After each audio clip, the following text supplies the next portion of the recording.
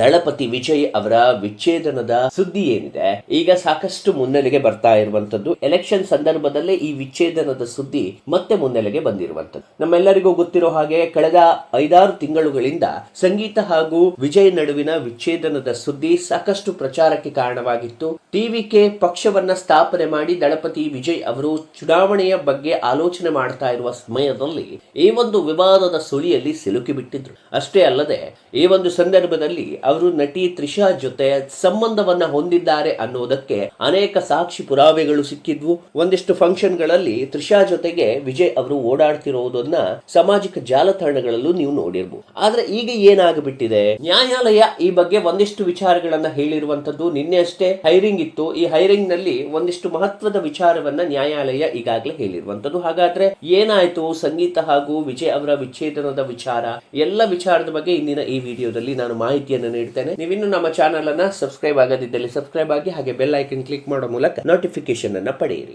ದಳಪತಿ Vijay TVK ಪಕ್ಷವನ್ನ ಸ್ಥಾಪನೆ ಮಾಡ್ತಾರೆ, ತನ್ನದೇ ಆದಂತ ಒಂದಿಷ್ಟು ವರ್ಚಸ್ಸನ್ನ ಪಡ್ಕೊಳ್ತಾರೆ. ಆದ್ರೆ ಈ ವರ್ಚಸ್ಸಿನ ನಡುವೆ ಏನಾಗುತ್ತೆ, ಮೊದಲಿಗೆ ಜನನಾಯಕನ್ ಅನ್ನುವಂತ ಚಿತ್ರ ಸೆನ್ಸಾರ್ ಮಂಡಳಿ ತಡೆ ಹಿಡಿಯುತ್ತೆ. ನಂತರ ಏನಾಗುತ್ತೆ, ಇವರ ಕೌಟುಂಬಿಕ ಕಲಹ ಏನಿದೆ ಅದು ಸಾರ್ವಜನಿಕ ವಲಯದಲ್ಲಿ ತುಂಬಾನೇ ಚರ್ಚೆಗೆ ಕಾರಣ ಆಗುತ್ತೆ. ವಿಜಯ್ ಅವರಿಗೆ ಸಂಗೀತ ಅವ್ರ ಮೇಲೆ ಇಂಟ್ರೆಸ್ಟ್ ಇಲ್ಲ, ಎಕ್ಸ್ಟ್ರಾ ಮ್ಯಾರಿಟಲ್ ಅಫೇರ್ ಅನ್ನ ತ್ರಿಷಾ ಜೊತೆ ಅವರು ಹೊಂದಿದ್ದಾರೆ ಅನ್ನೋ ರೀತಿಯಾಗಿ ಅನೇಕ ವಾದ ವಿವಾದಗಳು ಬರ್ತದೆ. ಪ್ರಚಾರದ ಸಮಯದಲ್ಲೂ ಈ ವಿಚಾರ ತುಂಬಾನೇ ಸುದ್ದಿ ಆಗ್ತದೆ. ಈ ಹಿಂದೆ ಬಿಜೆಪಿಯ ನಾಗೇಂದ್ರ ಅನ್ನುವಂತ ಒಬ್ಬ ಸದಸ್ಯ ಏನಿದ್ದಾರೆ, ಅವರು ಪೊಲಿಟಿಕ್ಸ್ ಗೆ ಬಂದ್ರೆ ಓಕೆ ವಿಜಯ್ ಅವರು, ಆದ್ರೆ ಪೊಲಿಟಿಕ್ಸ್ ಗೆ ಬರೋದಕ್ಕಿಂತ ಮುಂಚೆ ತ್ರಿಷಾ ಅವರ ಮನೆಯಿಂದ ಹೊರಗೆ ಬಂದ್ರೆ ಮಾತ್ರ ಅವರಿಗೆ ಸಕ್ಸಸ್ ಸಾಧ್ಯ ಅನ್ನೋ ಹಾಗೆ ವ್ಯಂಗ್ಯವನ್ನ ಆಡಿದ್ರು. ಈ ಎಲ್ಲ ವಿಚಾರಗಳು ತುಂಬಾನೇ ಚರ್ಚೆಗೆ ಕಾರಣವಾಗಿತ್ತು. ಸಂಗೀತ ಹಾಗೂ ವಿಜಯ್ ಅವರ ವಿಚ್ಛೇದನ ಏನಿತ್ತು, ಅವರ ಪೊಲಿಟಿಕಲ್ ಕರಿಯರ್ಗೆ ದೊಡ್ಡ ಬ್ಲಾಕ್ ಮಾರ್ಕ್ ಅನ್ನೋ ರೀತಿಯಾಗಿ ಒಂದಿಷ್ಟು ಜನ ಹೇಳ್ತಾ ಇರೋದು ನಿಜವಾಗಿಯೂ ಬ್ಲಾಕ್ ಮಾರ್ಕ್. ಯಾಕಂತಂದ್ರೆ ಪೊಲಿಟಿಕಲ್ ಜೀವನದಲ್ಲಿ ಇರುವಾಗ ಅಥವಾ ರಾಜಕೀಯದಲ್ಲಿ ಆಕ್ಟಿವ್ ಆಗಿರುವಾಗ ಏನಾಗುತ್ತೆ,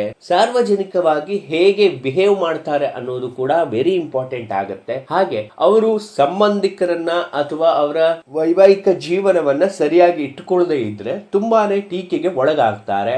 ಈ ಒಂದು ಬ್ಲಾಕ್ ಮಾರ್ಕ್ ಏನಿದೆ ಅದು ತುಂಬಾನೇ ಎಫೆಕ್ಟಿವ್ ಆಗಿ ನೆಗೆಟಿವ್ ಅನ್ನ ಬೀರೋ ಹಾಗೆ ಮಾಡುತ್ತೆ. ವಿಜಯ್ ಅವರಿಗೆ ಇದು ಎಲೆಕ್ಷನ್ ಅಲ್ಲಿ ಮುಂದೆ ಗೊತ್ತಾಗ್ಲಿಕ್ಕಿದೆ. ಒಂದಿಷ್ಟು ನೆಗೆಟಿವಿಟಿ ಗ್ಯಾರಂಟಿ ಸ್ಪ್ರೆಡ್ ಆಗೇ ಆಗತ್ತೆ. ಯಾಕಂತಂದ್ರೆ ಈಗಾಗಲೇ ಸಂಗೀತ ಹಾಗೂ ವಿಜಯ್ ನಡುವೆ ಒಂದು ದೊಡ್ಡ ರೀತಿಯ ವಾಗ್ವಾದ ನಡೆದಿರುವಂತದ್ದು. ಸಂಗೀತ ಹೇಳೋದು ಏನು ಅಂತ ನಾವು ಗಮನಿಸುವುದಾದ್ರೆ, ವಿಜಯ್ ಅವರು ಇದೀಗ ಸಂಗೀತ ಹಾಗೂ ಅವ್ರ ಮಕ್ಕಳ ಮೇಲೆ ಇಂಟ್ರೆಸ್ಟ್ ಅನ್ನ ಕಳ್ಕೊಂಡ್ ಬಿಟ್ಟಿದ್ದಾರೆ. ಹಾಗೆ ಯಾವುದೇ ತರವಾದಂತ ಸಾರ್ವಜನಿಕ ಫಂಕ್ಷನ್ ಇರ್ಬೋದು, ಅದು ಯಾವುದಕ್ಕೂ ಸಂಗೀತ ಅವ್ರ ಜೊತೆ ಅವ್ರು ಹೋಗ್ತಾ ಇಲ್ಲ, ತ್ರಿಷಾ ಅವ್ರ ಜೊತೆ ಹೋಗ್ತಾ ಇದ್ದಾರೆ ಬದಲಾಗಿ. ಸೊ ಇದೇನಾಗುತ್ತೆ, ಸಂಗೀತ ಅವರಿಗೆ ಕೋಪ ಇನ್ನಷ್ಟು ಹೆಚ್ಚಿಸುವಂತೆ ಮಾಡುತ್ತೆ. 27 ವರ್ಷದ ಸಾಂಸಾರಿಕ ಜೀವನವನ್ನೇ ಸೈಡಿಗಿಟ್ಟು ಇದೀಗ ತ್ರಿಷಾ ಜೊತೆ ಅವರು ಸಂಬಂಧವನ್ನ ಬೆಳೆಸಿರುವಂತ. ಹಾಗೆ ಆರ್ಥಿಕವಾಗಿ ಹೆಂಡತಿಗೆ ಸಹಾಯ ಮಾಡಬೇಕಾಗಿದ್ದ ಗಂಡ ಅದಕ್ಕೂ ಕೂಡ ಯಾವುದೇ ರೀತಿಯಾದ ಪ್ರತಿಕ್ರಿಯೆಯನ್ನ ನೀಡ್ತಾ ಇಲ್ಲ.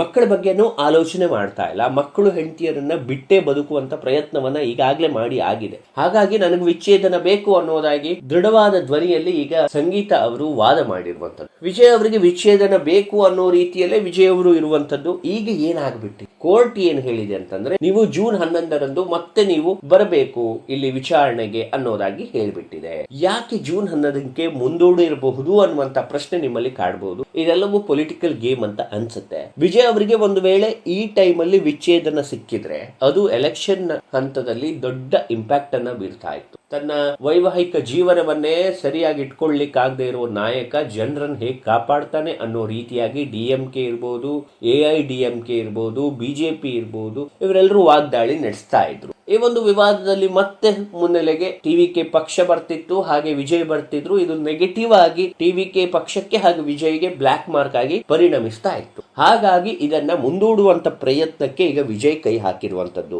ಇದು ವಿಜಯ್ ಮಾಡಿರೋ ಪ್ರೀ ಪ್ಲಾನ್ ಅಂತಾನೆ ಹೇಳ್ಬಹುದು. ಎಲೆಕ್ಷನ್ ಟೈಮ್ ಅಲ್ಲಿ ಈ ವಿವಾದ ಮತ್ತೆ ತಾರಕಕ್ಕೇರ್ ಬಿಟ್ರೆ ಮತ್ತೆ ಎಲೆಕ್ಷನ್ ಟೈಮ್ ಅಲ್ಲಿ ವೋಟ್ ಬ್ಯಾಂಕಿಂಗ್ ಮಾಡ್ಲಿಕ್ಕೆ ಕಷ್ಟ ಆಗುತ್ತೆ. ವೋಟರ್ಸ್ ಗಳನ್ನ ಸೆಳಿಲಿಕ್ಕೂ ಕಷ್ಟ ಆಗ್ಬಹುದು. ಯಾಕಂತಂದ್ರೆ ಎದುರಾಳಿಗಳಿಗೆ ಈಸಿಯಾಗಿ ಟೀಕೆ ಮಾಡುವಂತ ಅವಕಾಶಗಳು ಸಿಗೋ ಕಾರಣಕ್ಕಾಗಿ ಈ ಒಂದು ಏನು ಹೈರಿಂಗ್ ಏನಿದೆ ಇದನ್ನ ಮುಂದೂಡುವಂತ ಪ್ರಯತ್ನವನ್ನ ಮಾಡಿರೋದು.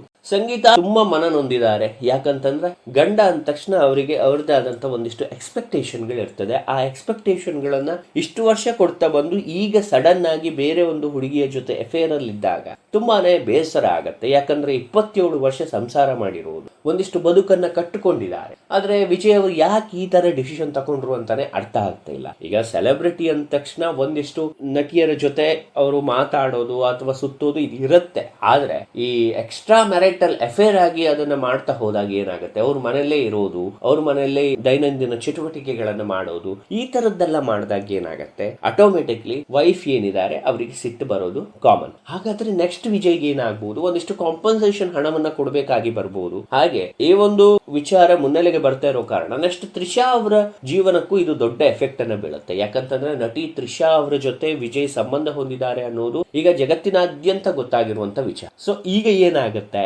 ತ್ರಿಷಾ ಅವರಿಗೂ ಇದು ಬ್ಲಾಕ್ ಮಾರ್ಕ್ ಆಗಿ ಪರಿಣಮಿಸುತ್ತೆ. ತ್ರಿಷಾ ಆಲ್ರೆಡಿ ನಟಿ ಆಗಿರ್ಬೋದು, ಅವರಿಗೆ ಅಫೇರ್ಗಳು ಇವೆಲ್ಲ ಕಾಮನ್ ಅಂತ ಅನ್ಸ್ಬೋದು. ಆದ್ರೂ ಕೂಡ ಸಾರ್ವಜನಿಕ ವಲಯದಲ್ಲಿ ಇದು ಸಾಕಷ್ಟು ಚರ್ಚೆಗೆ ಕಾರಣ ಆಗಿರುವಂತದ್ದು. ಒಂದಿಷ್ಟು ಜನ ನೆಗೆಟಿವ್ಲಿ ಸ್ಪ್ರೆಡ್ ಮಾಡಬಹುದು.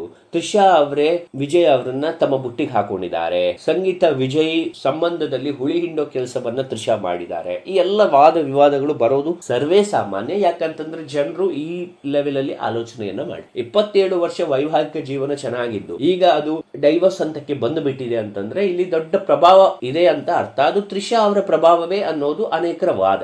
ಸೊ ಇಲ್ಲಿ ಏನಾಗುತ್ತೆ, ಇನ್ನು ಪ್ರತಿಪಕ್ಷಗಳು ಏನು ಮಾಡ್ತಾ ಇದಾವೆ, ಪ್ರತಿಪಕ್ಷಗಳು ಈಗ ಆಗ್ಲೇ ವಿಜಯ್ ಅವರ ಪೊಲಿಟಿಕಲ್ ಕರಿಯರ್ ಅನ್ನ ಎಂಡ್ ಮಾಡಬೇಕು, ನೆಕ್ಸ್ಟ್ ವಿಜಯ್ ಬರಬಾರದು ಅನ್ನೋದಕ್ಕೆ ಹರಸಾಹಸ ಮಾಡಿ ಒಂದಿಷ್ಟು ನೆಗೆಟಿವ್ ಅನ್ನ ಸ್ಪ್ರೆಡ್ ಮಾಡುವಂತ ಕೆಲಸವನ್ನ ಮಾಡ್ತಿದ್ದಾರೆ. ಈ ನೆಗೆಟಿವಿಟಿ ಏನಾಗ್ತಾ ಇದೆ ಅಂತಂದ್ರೆ ಎಲ್ಲೋ ಒಂದ್ ಕಡೆ ವಿಜಯ್ ಅವರಿಗೆ ಬ್ಲಾಕ್ ಮಾರ್ಕ್ ಆಗಿ ಪರಿಣಮಿಸಿ ಜನನಾಯಕನ್ ಚಿತ್ರವನ್ನ ಹೇಗೆ ಅವರು ಪೋಸ್ಟ್ಪೋನ್ ಮಾಡ್ತಾ ಬಂದ್ರು, CBFC ಸರ್ಟಿಫಿಕೇಟ್ ಅನ್ನೋದು ಸಿಗಲಿಲ್ಲ, ಇದು ದೊಡ್ಡ ಡ್ರಾಬ್ಯಾಕ್ ಆಯ್ತು ವಿಜಯ್ ಅವರಿಗೆ. ಯಾಕಂದ್ರೆ ಜನನಾಯಕನ್ ಚಿತ್ರ ಮಾಡಿರೋದೇ ಪೊಲಿಟಿಕಲ್ ಹೈಪ್ ಸಿಗ್ಲಿ ಅನ್ನೋ ದೃಷ್ಟಿಯಿಂದ ಆ ಒಂದು ಸಿನಿಮಾದ ಕಥೆಯೂ ಕೂಡ ಒಬ್ಬ ಜನನಾಯಕನ ಬಗ್ಗೆ ಇರುವಂತದ್ದು. ಈ ಎಲ್ಲ ವಿಚಾರ ಆಗ್ತಾ ಇದ್ದ ಹಾಗೆ ಇನ್ನೊಂದು ಹೊಡೆತ ವೈವಾಹಿಕ ಜೀವನ ಸಮಸ್ಯೆ ಅನ್ನೋದು ಬಂದುಬಿಡ್ತು. ಒಟ್ಟಾರೆ ಈ ವಿಜಯ್ಗೆ ಏನಾಗ್ಬಿಟ್ಟಿದೆ, ಪೊಲಿಟಿಕಲ್ ಜರ್ನಿ ಅನ್ನೋದು ಆರಂಭವಾದ ದಿನದಿಂದ ಒಂದಲ್ಲ ಒಂದು ವಿವಾದಕ್ಕೆ ಸಿಕ್ಕಿ ಬೀಳ್ತಾ ಇದ್ದಾರೆ, ಒಂದಲ್ಲ ಒಂದು ವಿವಾದದಿಂದ ಸುದ್ದಿ ಆಗ್ತಾ ಇದ್ದಾರೆ. ಈ ವಿವಾದವನ್ನೇ ಮೈ ಮೇಲೆ ಎಳ್ಕೊಳ್ಳುವಂತ ಪ್ರಯತ್ನವನ್ನ ಮಾಡ್ತಿದ್ದಾರೆ. ಅವರೇ ಮಾಡಿದ ತಪ್ಪಿಗೆ ಇದೀಗ ಅವರೇ ಶಿಕ್ಷೆಯನ್ನ ಅನುಭವಿಸುವಂತ ಆಗಿಬಿಟ್ಟಿದೆ. ಸೊ ಏನಾಗುತ್ತೆ ಅನ್ನೋದನ್ನ ಇನ್ನು ಕಾದು ನೋಡ್ಬೇಕು ನಾವು. ವಿಚ್ಛೇದನ ಆಗೋದು 100ಕ್ಕೆ 100 ಖಂಡಿತ. ಯಾಕಂತಂದ್ರೆ ಈಗಾಗಲೇ ಇಬ್ಬರಿಗೂ ಈ ಒಂದು ಸಂಬಂಧದ ಬಗ್ಗೆ ವ್ಯಾಲ್ಯೂ ಅನ್ನೋದು ಇಲ್ಲ, ಅವರಿಬ್ರು ಕಳ್ಕೊಂಡ್ ಬಿಟ್ಟಿದ್ದಾರೆ. ಒಂದು ಕಡೆ ಸಂಗೀತ ಅವರಿಗೆ ತುಂಬಾನೇ ಬೇಸರ ಆಗಿದೆ ವಿಜಯ್ ಅವರ ನಡವಳಿಕೆಯ ಮೇಲೆ. ಸದ್ಯದಲ್ಲೇ ವಿಚ್ಛೇದನ ಆಗತ್ತೆ, ಆದ್ರೆ ಪ್ಲಾನ್ ಮಾಡಿ ಚುನಾವಣೆ ಟೈಮ್ ಅಲ್ಲಿ ವಿಚ್ಛೇದನ ಆದ್ರೆ ಇದು ನನಗೆ ನೆಗೆಟಿವ್ ಆಗಿ ಇಂಪ್ಯಾಕ್ಟ್ ಬೀರುತ್ತೆ ಅನ್ನೋ ಕಾರಣಕ್ಕೆ ಇದನ್ನ ಮುಂದೂಡುವಂತ ಪ್ರಯತ್ನವನ್ನು ವಿಜಯ್ ಅವರು ಮಾಡಿದ್ದಾರೆ ಅನ್ನೋದು ಮೇಲ್ನೋಟಕ್ಕೆ ಕಂಡು ಬರ್ತಾ ಇರುವಂತದ್ದು. ಈ ವಿಚಾರದ ಬಗ್ಗೆ ನಿಮ್ಗೆ ಏನ್ ಅನ್ಸುತ್ತೆ ಅನ್ನೋದನ್ನ ಕಮೆಂಟ್ ಬಾಕ್ಸ್ ನಲ್ಲಿ ತಿಳಿಸಿ.